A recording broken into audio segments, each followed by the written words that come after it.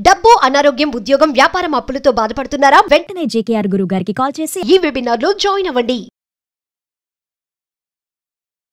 Hi viewers, India largest digital media network Suman టీవీకి స్వాగతం. ప్రస్తుతం మనతో ఉన్నారు మోటివేషనల్ స్పీకర్ హరిత.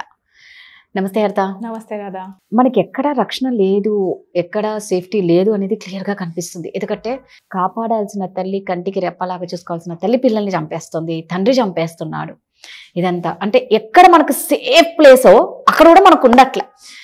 మొన్న రీసెంట్ గా చూస్తే గుడికి, అంటే గుడిలో కూడా లేదు రక్షణ. అంటే ఇక అసలు అబ్బా ఎంత వర్స్ట్ సొసైటీలో బతుకుతున్నాం మనము అనేది అనిపిస్తుంది. ఆమెను దారుణంగా రేప్ చేసి ఆ మూత్రం అనేది నోట్లో వేయడం, దాహం వస్తే అనేది నిజంగా తట్టుకోలేకపోతున్నాం. ఆ టైంలో ఆ లేడీకి ఎంత స్ట్రెంగ్త్ కావాలి, తప్పించుకోవాలంటే అంత ఈజీ కాదు హరిత. మృగాల కంటే దారుణంగా తయారవుతున్నారు.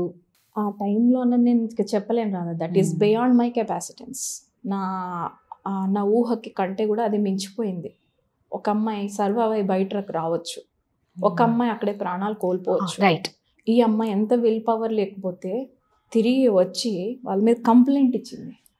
గ్రేట్గా తిరిగి మళ్ళీ పోలీస్ స్టేషన్ దాకా వెళ్ళటానికి ఆ ఇంట్లో వాళ్ళు కోఆపరేట్ చేశారు. ముందు వాళ్ళకి హ్యాట్స్ ఆఫ్ చెప్పాలనిపిస్తుంది రాధా. ముందు అమ్మాయి అంత స్ట్రాంగ్గా ఉన్నందుకు ఆ అమ్మాయికి హ్యాట్స్ ఆఫ్ చెప్పాలి. రైట్. అండ్ నెంబర్ 2, అసలు మామూలుగా ఎమోషనల్ వెల్నెస్గా చెప్తాను కోచ్గా.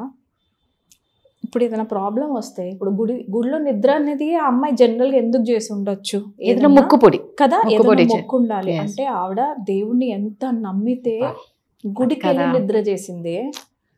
గుడిలో కూడా సేఫ్టీ లేదంటే పోనీ అది ఏ హోటలో? మనం లాస్ట్ టైం మాట్లాడుకున్నాం, ఏది హాస్పిటల్లో ఒక డాక్టర్కే సెక్యూరిటీ లేదు, డాక్టర్కే లేనిది ఇంకా అక్కడ ఏం జరుగుతుండొచ్చు. పోనీ హాస్పిటల్ కూడా కాదు, గుడయ్యా. గుడిలో కూడా నిద్ర చేస్తుంటే కూడా ఒక అమ్మాయికి ఇంకా సేఫ్టీ లేదంటే ఇంకా సరే. తర్వాత అమ్మాయి ఇంకెవరు నమ్మాలి రాదా? అసలు అమ్మాయి వైపు వెళ్ళి ఒక్క నిమిషం అమ్మాయి షూస్లో ఉంటే 2 నిమిషాలు ఉండలేక బయటకు వచ్చాను నేను.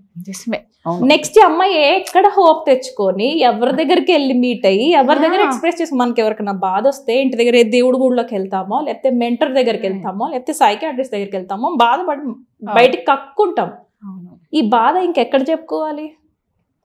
2 నిమిషాలు ఉండలేకపోయాను రాదా అసలు ఆ షూస్లో. I couldn't take it. అసలు అంత అమ్మాయిని, అరే మంచినీళ్ళు అడిగితే ఒక నలుగురికి సాయం చేయాల్సిన మనిషి ఎట్లా, నువ్వు చేతనైతే సాయం చేయి, లేకపోతే నోరు మూసుకొని పని చూసుకోవాలి. అసలు నాకు ఒక్కొక్కసారి అడగాలనిపిస్తుంది కదా, కానీ ఎవరిని అడగాలో తెలీదు. ఒక అమ్మకి పుడుతున్నారా వీళ్ళు అసలు ఒక తల్లి నుంచే తిరిగి మళ్ళీ అదే తల్లి లాంటి మనిషిని వాళ్ళు ఇలా చూడగలుగుతున్నారు? ఒకటి, పాన్ సైట్స్ ఈజీగా అవైలబుల్ దొరుకుతున్నాయి వీళ్ళకి, ఈజీలీ అవైలబుల్. రాదా నేను ఒకసారి పాన్ సైట్స్ చూడు, నువ్వు ఎప్పుడన్నా జస్ట్ చెక్ చేయండి మీరు. అది రిలేషన్షిప్స్, వావి వరుసలు లేని రిలేషన్షిప్స్తో నడిచినట్టుగా టైటిల్స్ ఉంటాయి. ఆ టైటిల్స్ ఆంటీతో పక్కింటోడు, లేకపోతే చాలా వల్గర్ అనమాట, స్టెప్ మామ్, స్టెప్ సిస్టర్. అంటే నీకు బయట ఎవరిని చూసినా నీకు ఆ ఆలోచన పుట్టేటట్టుగా ఒక అబ్బాయి మైండ్ సెట్ మారుస్తున్నాయి పాన్ సైట్స్. నేను బ్లేమ్ చేస్తాను రాదా పాన్ సైట్స్ని. వాళ్ళకి బావి వరుసలు ఉండట్లా, వాళ్ళకి కంట్రోల్ ఉండట్లా, వాళ్ళకి ఎందుకు తాగుతున్నారో అర్థం కావట్లా. తాగిన తర్వాత మనిషి కుక్కలతోని పుల్లులతోని పిల్లులు, డాగ్ రేపులేంటరా నాయన, డాగ్స్ నే వదిలిపెట్టరే, పిల్లలు వదిలిపెడతారు. బర్రెను రేప్ చేసిన రోజులు కూడా ఉన్నాయి. నేను చెప్తుంది అదే. మనుషులా వీళ్ళు ఇంకేమైనా పశువుల మీద కూడా పడుతున్నారంటే మనం ఒక్కోసారి నిజంగా భయం వేస్తుంది రాదా. ఆడపిల్లలు అన్న తర్వాత చాలా భయం వేస్తుంది ఒక్కొక్కసారి. తర్వాత అరే లేదు దేవుడు ఉన్నాడు, దేవుడు కాపాడుతాడు, బాబా మేరే బచ్చే తేరే బచ్చే మేరే అని ఏదో నడిపించుకుంటాం బండి. నీ అమ్మ గుళ్ళో కూడా పిల్లలు జాగలేదంటే, ఆడపిల్లలు సెక్యూరిటీ లేదంటే, ఇక్కడ 100 చెట్లు, అంటే నేను అంటున్నాను కదా, 100 చెట్లు నరికేందుకు ప్రాజెక్ట్స్ రాత్రికి రాత్రి సైన్ చేస్తారు కదా మన పెద్ద మినిస్టర్స్. ఇలాంటి ఆడపిల్లల మీద యాక్షన్ తీసుకోవడానికి ఇంత రేప్ విక్టిమ్స్ లో నెక్స్ట్ టైం చేయేస్తే కొడకని చేయి నరకడం లాంటి లా స్ట్రిక్ట్ గా లేదు. నేను ఏమనట్లేదు, కానీ స్ట్రాంగ్ గా ఉంటేనే వాడికి భయం వేస్తుంది. వాళ్ళకి ఏమనిపిస్తుంది, మహా అయితే 1 నెల రోజులు మాట్లాడతారు మన కోసం, మనం పైసలు ఇస్తాం బయటికి వస్తాం. ఖచ్చితంగా ఇంత ఆరగెన్స్ మనం ఎందుకు వదిలిపెట్టాలి అంటున్నా నేను. అక్కడ స్ట్రిక్ట్గా లేకపోతే ఇక్కడ నువ్వు ఎన్ని కేసెస్ వస్తూ ఉంటాయి, బులెటిన్ న్యూస్ పోతూనే ఉంటాయి, విక్టిమ్స్ పెరుగుతూనే ఉంటారు. విక్టిమ్స్కి ఎందుకు హీలింగ్ కోసం వాళ్ళెందుకు పరిగెట్టుకొని థెరపిస్ట్ దగ్గరికి వెళ్ళాలి? Because the system is bad here. దుబాయ్లో ఒకడు రేప్ చేస్తే అక్కడికక్కడ అందరు ముందు నిల్చోబెట్టి వెనక్కి తిప్పి రోడ్డు మీద అందరు చూస్తుండగా కాల్చి చంపినారు రాదా, చంపినారు. అందుకే అక్కడ భయపడతారు. భయం చూడాలంటే భయపడతారు. మన దగ్గర ఎక్కడ ఉంది అక్కడ ఇంకోటి ఏమంటారు, ఆడపిల్లలు బుర్కాలు కట్టుకుంటారు కాబట్టి సేఫ్ అంటారు. నా బుర్కాలు కట్టినందుకు ఆడపిల్లలు సేఫ్ గా లేరు. సేఫ్ గా ఉంటున్నారు. కొనుక్కునే వాళ్ళు కూడా ఉన్నారు, నేను కాదన్నట్లేదు. That's different subject. బట్ ఇక్కడ ఈ అమ్మాయి కావాలని వెళ్ళి ఇందులో తలదించుకోలేదు కదా, ఈ అమ్మాయి కావాలని చూస్ చేసుకోలేదు. ఇది తనకు జరిగింది. ఇది షీఈ్ అ విక్టిమ్ హియర్. లా ఎంత స్ట్రిక్ట్ గా ఉండాలి తెలుసా రాదా? I'm so sorry. ఈ రోజు ప్రతి ఇన్సిడెంట్ కి ఇదే మొత్తుకుంటాం. లా స్ట్రిక్ట్ గా లేదు, కఠినమైన శిక్షలు లేకనే ఇవి ఎక్కువైపోతున్నాయి.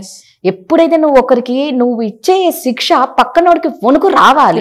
మనం స్కూల్లో టీచర్ కొడితే, ఒక పిల్లవాడిని కొడితే, మన ఫ్రెండ్స్ లో ఉన్నారు కొట్టంటే మనం భయపడిపోతాం. నెక్స్ట్ డే హోంవర్క్ ఎట్లా చేస్తున్నాం మనం? అదే అంటే ఆ భయం పక్కనోడికి రావాలి, అప్పుడు ఆగుతాయి. మన దగ్గర లేదు అది.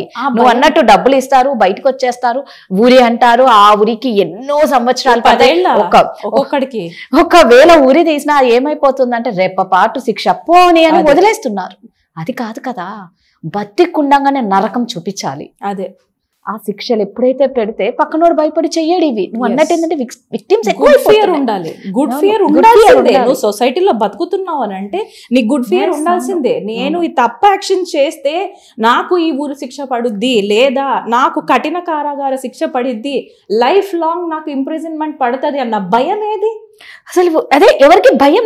విచిత్రం ఏంటంటే ఒక తప్పు, ఒక ఏదైనా మర్డర్ చేసినా, రేప్ చేసినా దొరికిపోతాం. అక్కడ ఈ తల్లి కేసులో కానీ ప్రతిదానికి ఖచ్చితంగా దొరుకుతారు.